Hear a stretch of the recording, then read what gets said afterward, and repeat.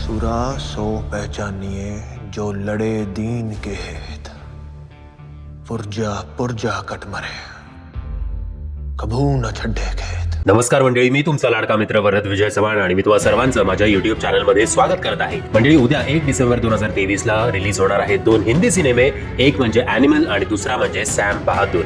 आता मला पर्सनली विचारायला जाल तर मला दोन्ही मूवीज बघायचेच आहेत आणि दोन्ही मूवीजचे रिव्ह्यूज सुद्धा मी तुमच्या समोर आणीनच. एक आहे ॲनिमल नावाचा सिनेमा जो एकदम मसाला आणि कमर्शियल सिनेमा वाटतो आणि दुसरीकडे आपले अनसंग हिरोज जे आहेत त्यांना सेलिब्रेट करणारा एक सिनेमा आहे. सो माझी फर्स्ट प्रायोरिटी तरी सॅम बहादूर या सिनेमाला असेल. आता बघूया कसे काय शोज मिळतात ते. म्हणजे आता तुम्हाला प्रश्न पडला असेल की हा सॅम बहादूर नक्की कोण होते, तर आजचा हा व्हिडिओ तुमच्यासाठी आहे. म्हणजे गोष्ट आहे वर्ल्ड वॉर 2 ची. बर्मा वॉरच्या युद्धात एका भारतीय सैनिकाला 9 गोळ्या झाडण्यात आल्या होत्या. हो, बरोबर ऐकलं तुम्ही. या सैनिकाला 9 गोळ्या झाडण्यात आल्या होत्या. आपला हा सैनिक बेशुद्ध अवस्थेत होता, तरी सुद्धा हा जिवंत होता. यांच्या श्वासात श्वास होता. त्यांना हॉस्पिटलमध्ये भरती करण्यात आलं.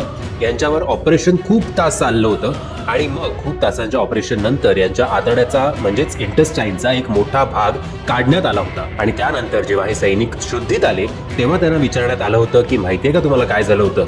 तेव्हा ते सैनिक हसत बोलले, एका गाढवाने लाथ मारली होती. असा अंदाज होता आपल्या या हिरोचा म्हणजेच सॅम बहादूरचा. आणि यांच्या याच अंदाजामुळे पाकिस्तानच्या 93,000 सैनिकांनी सरेंडर केलं होतं. यांचा काही थाट, काही रुबाब वेगळाच होता. अख्ख्या सभेमध्ये त्यावेळेचे PM इंदिरा गांधी यांना ते त्यांचे ऑर्डर्स रिजेक्ट करू शकत होते की मी तुमचे ऑर्डर्स स्वीकार करीत नाही. PM ची खुर्ची हलवण्याची ताकद एकट्या या सैनिकामध्ये होती. असे होते आपले सॅम बहादूर. स्वतंत्र भारतातल्या आर्मी मधील पहिले फील्ड मार्शल म्हणजेच सॅम मॉनिकशॉ म्हणजेच Sam Bahadur. My job is to fight to win. मी एक सैनिक आहे आणि माझं काम आहे युद्ध करणं, ते पण फक्त आणि फक्त जिंकण्यासाठी. असं बोलून आपल्या त्यावेळच्या पंतप्रधान इंदिरा गांधी मॅडम यांचं डायरेक्ट ऑर्डर्सना रिजेक्ट केलं होतं Indian chief of staff Sam Manekshaw यांनी. 25 मार्च 1971 इंदिरा गांधी यांनी खूप टेन्स सिच्युएशन मध्ये सॅम मॉनिकशॉला फोन केला होता. कारण होतं पाकिस्तानमधून भारतात येणारे रेफ्युजीज. पाकिस्तानमध्ये तेव्हा तणावाचं वातावरण होतं. वेस्ट पाकिस्तान थ्रू ईस्ट पाकिस्तानवर खूप अन्याय होत होता, बलात्कार होत होते, रेप होत होते. त्यामुळे तिकडचे ईस्ट पाकिस्तान मधले अनेक रेफ्युजीज भारतात येत होते. त्या रेफ्युजींची अशी मागणी होती की ईस्ट पाकिस्तानला वेस्ट पाकिस्तान पासून वेगळं करण्यात यावं आणि एक नवीन देश स्थापन करण्यात यावा. इंदिरा गांधी यांची इच्छा होती की ईस्ट पाकिस्तानवर भारताने हल्ला करावा. त्यांनी तसे ऑर्डर्स सॅम मॉनिकशॉला दिले. पण इंदिरा गांधींना डायरेक्ट रिजेक्ट करण्याची ताकद फक्त आणि फक्त सॅम मॉनिकशॉमध्ये होती. सॅम मॉनिकशॉने इंदिरा गांधीचे हे ऑर्डर्स मानले नाहीत आणि त्यांना समजवलं की जर हे युद्ध झालं तर भारत हे युद्ध नक्कीच हारेल आणि मी माझ्या सैनिकांना अशा युद्धात तर नक्कीच पाठवणार नाही जिकडे त्यांचं मरण निश्चित आहे. अख्ख्या कॅबिनेटमध्ये शांतता होती. कारण असं पहिल्यांदाच घडत होतं की एका आर्मी ऑफिसरने पंतप्रधानाचे ऑर्डर्स मानले नाहीत. वर्ल्ड वॉर 2 मध्ये दाखवलेल्या बहादुरीमुळे सॅम यांना लेफ्टनंट कर्नलची पोस्ट दिली गेली. 1945 येईपर्यंत त्यांचं प्रमोशन झालं आणि ते झाले मिलिटरी ऑपरेशन्सचे जनरल ऑफिसर. ब्रिटिश ऑफिसर्स मध्ये या रँकला सगळ्यात महत्वाचा रँक मानलं जात होतं. सॅम मॉनिकशॉच्या आधी कुठलाही भारतीय या पदावर पोहोचलाच नव्हता. वर्ल्ड वॉर 2, सिनो Indian war, India Pakistan war या सगळ्या युद्धांमध्ये सॅम मॉनिकशॉने ना केवळ भारताला लीड केलं, पण प्रत्येक युद्धात भारत हा विजयी ठरला. ते सॅम मॉनिकशॉच्या नेतृत्वामुळेच. 1947 ला इंडिया पाकिस्तान पार्टिशन नंतर मोहम्मद अली जिन्ना यांनी सॅम मॉनिकशॉला पाकिस्तान आर्मी जॉईन करण्यासाठी आमंत्रित केलं. पण सॅम मॉनिकशॉने हे आमंत्रण साफ नाकारलं आणि त्यांनी सांगितलं की माझा प्रत्येक श्वास हा इंडियन मिलिटरीसाठीच असणार आहे. एका इंटरव्ह्यू मध्ये त्यांना विचारण्यात आलं होतं की काय झालं असतं जर तुम्ही पाकिस्तान जॉईन केलं असतं तर, म्हणजे पाकिस्तानी आर्मी जॉईन केली असती तर. तेव्हा हसता हसता त्यांनी उत्तर दिलं, जर मी त्या आर्मीमध्ये जॉईन झालो असतो तर पाकिस्तान सगळेच युद्ध जिंकलं असतं. त्यांच्या याच स्टेटमेंटमुळे त्यांना अनेक कॉन्ट्रोवर्सीजना सामोरं जावं लागलं. एवढंच नव्हे तर त्यांना अँटी इंडियन म्हणून सुद्धा संबोधलं गेलं. त्यांच्या याच अंदाजामुळे त्यांचं करिअर संपणार होतं. सॅम बहादूर कुठलेही रूल्स किंवा कुठलेही प्रोटोकॉल्स मानत नसत. त्यांचं एकच पर्पज होतं की त्यांना सगळ्यात बेस्ट सैनिक तयार करायचा होता आणि या सैनिकांच्या ऑनर्ससाठी त्यांना त्यांचे ड्यूज मिळावे यासाठी सॅम बहादूर कोणाच्याही विरोधात उभे राहायला कधीही मागे पुढे बघत नसत. जेव्हा सॅम यांनी 26 इन्फंट्री डिव्हिजन जॉईन केलं तेव्हा त्यांच्या असं लक्षात आलं की जे ऑफिसर स्वतःची ड्युटी संपवून जेव्हा परत येतात तेव्हा त्यांना महिने सरकारी घर मिळण्यासाठी प्रतीक्षा करावी लागते. आणि म्हणूनच या घरांचं कन्स्ट्रक्शन कंप्लीट करणं हे सॅमनी टॉप प्रायोरिटी लिस्ट मध्ये ठेवलं. आता त्यावेळेचे जे डिफेन्स मिनिस्टर होते त्यांनी सांगितलं की सैनिकांनी सुद्धा या कन्स्ट्रक्शन मध्ये हे घरं बांधण्यात हातभार लावावा. तर या डिफेन्स मिनिस्टरच्या ऑर्डरला सुद्धा सॅम यांनी साफपणे रिजेक्ट करून टाकलं आणि सांगितलं की माझे सैनिक हे युद्ध करण्यासाठी बनलेत, स्वस्त मजुरी करण्यासाठी नाही.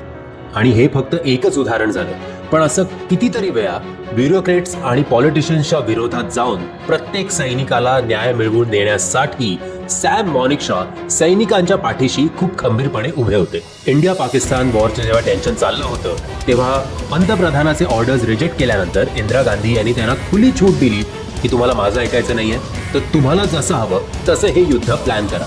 पुढचे 6 महिने सॅम यांनी खूप डिटेलिंगमध्ये वेगवेगळे प्लॅन्स बनवले. एवढंच नव्हे, प्रत्येक सैनिकाशी ते प्रत्यक्षात जाऊन बोलायचे, त्यांना त्यांचे रूल सांगायचे, त्यांचे इन्स्ट्रक्शन सांगायचे.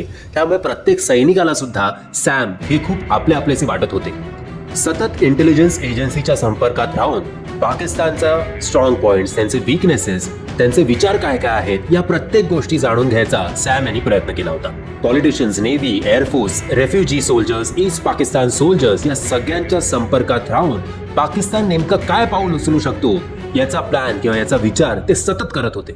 महिन्यांच्या प्लॅनिंग नंतर फायनली 3 डिसेंबर 1971ला इंडिया पाकिस्तान युद्ध सुरू झालं. युद्ध सुरू झाल्यानंतर फक्त एकाच दिवसात इंडियन एअरफोर्सनी आकाशात भारतीय झेंडा फडकवला, म्हणजेच आकाशावर विजय मिळवला. आणि जमिनीवर 9 आर्मी डिव्हिजन्सच्या मदतीने पाकिस्तानवर 3ही बाजूनी अटॅक केला. एक अशी मजबूत भिंत बनवली जी भिंत क्रॅक करणं पाकिस्तानी सैनिकांना खूप कठीण जात होतं. भारताच्या इतिहासात पहिल्यांदा हेलिकॉप्टर्स आणि पॅराट्रूपर्सना डिफेन्स नाही तर अटॅकसाठी वापरण्यात आलं होतं. एवढंच नव्हे तर अख्ख्या नेव्हीचं सुद्धा हे पहिलं ऑफेन्सिव्ह मिशन होतं. सॅम यांनी पाकिस्तानी रेडिओवर सतत एका पाठोपाठ एक मेसेजेस पाठवायला सुरुवात केली आणि तो मेसेज होता, यू सरेंडर और वी वाइप यू आउट. तुम्ही सरेंडर तरी करा नाहीतर आम्ही तुमची कळलं तुम्हाला काय ते आजच्या भाषेत. सॅम यांनी पाकिस्तानी सैनिकाला किंवा पाकिस्तानी फौजेला फक्त फिजिकली नाही तर मेंटली सुद्धा खूप हॅरॅस केलं होतं. आणि याच हॅरॅसमेंटमुळे आणि सतत एअर असेल, नेव्ही असेल किंवा सोल्जर्स असतील, सगळीकडनं ज्या प्रकारे इंडियन आर्मी पाकिस्तानी आर्मीला डॉमिनेट करत होती त्यांच्या याच डॉमिनन्समुळे पुढच्या 2 आठवड्यातच पाकिस्तान यांनी भारतासमोर सरेंडर केलं. वर्ल्ड वॉर 2 नंतर हे जगातलं सगळ्यात मोठं सरेंडर होतं, कारण पाकिस्तानच्या 93,000 सैनिकांनी भारतासमोर सरेंडर केलं होतं. आणि इकडेच जन्माला आलं बांगलादेश. वेस्ट पाकिस्तान पासून होणाऱ्या अन्यायाला ईस्ट पाकिस्तानला सेपरेट करणं, बांगलादेश सारख्या देशाला स्थापन करणं, त्यानंतर पाकिस्तानवर एक डॉमिनंट विजय मिळवल्यानंतर सुद्धा सॅम यांना ती इज्जत नाही मिळाली किंवा त्यांच्याबद्दल तो आदर कुठल्याही पॉलिटिशियन्सनी किंवा त्यावेळेच्या लोकांनी नाही ठेवला जे ते खऱ्या अर्थी डिझर्व करत होते. इंडियन कॅबिनेटमध्ये सॅम यांच्या विरोधात आवाज उठायला लागला. त्यांच्या विरोधात असं बोलण्यात आलं की सॅम पाकिस्तानी प्रिझनर्स जे आहेत, पाकिस्तानी कैदी जे आहेत त्यांना अशी ट्रीटमेंट देतात जणू काही ते त्यांचे जावईच आहेत. इंडिया पाकिस्तान युद्धाच्या 2 महिन्यानंतर सॅम स्वतःच्या कामासाठी लाहोरला गेले. लाहोरला गेल्यानंतर लाहोरचे जे गव्हर्नर होते तिथला एक स्टाफ मेंबर सॅम समोर आला आणि सॅम समोर त्यांनी स्वतःची पगडी काढली आणि सॅम यांच्या पायावर ठेवली. सॅमला काही कळेना की हा असं का वागतोय. तेव्हा त्या माणसाने असं सांगितलं की माझी 5 मुलं इंडियाच्या म्हणजेच भारताच्या कैदीत आहेत आणि मला हे सांगताना खूप चांगलं वाटतंय की 5ही मुलांवर भारतीय सैनिक जशी ट्रीटमेंट देतात ही ट्रीटमेंट खरंच खूप कौतुकास्पद आहे. आणि एवढंच नव्हे तर त्यांना तिथे वाचायला सुद्धा कुराण दिलं गेलंय. तो माणूस नंतर गव्हर्नर साहेबांना बोलला की मी आणि माझा परिवार हे मानायला आता तयारच नाही आहोत की हिंदू कधी स्वतःहून दुसऱ्यांशी वाईट वागू शकतात. मे 2007ला पाकिस्तानी फील्ड मार्शलच्या एका मुलाने असं क्लेम केलं की 1965ला इंडिया पाकिस्तानचं जे युद्ध झालं होतं त्या युद्धात भारताचे अनेक टॉप सिक्रेट्स सॅम यांनी पाकिस्तानला पुरवले होते आणि या गोष्टीसाठी सॅमनी त्या काळात 20,000 रुपये घेतले होते.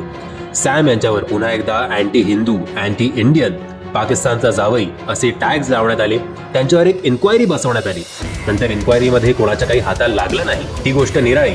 पण ही जी कॉन्ट्रोवर्सी होती ही फक्त जिवंत असतानाच नाही फक्त सॅम मेल्यानंतर सुद्धा या कॉन्ट्रोवर्सीमुळे त्यांना तो रिस्पेक्ट, तो आदर कधी मिळालाच नाही.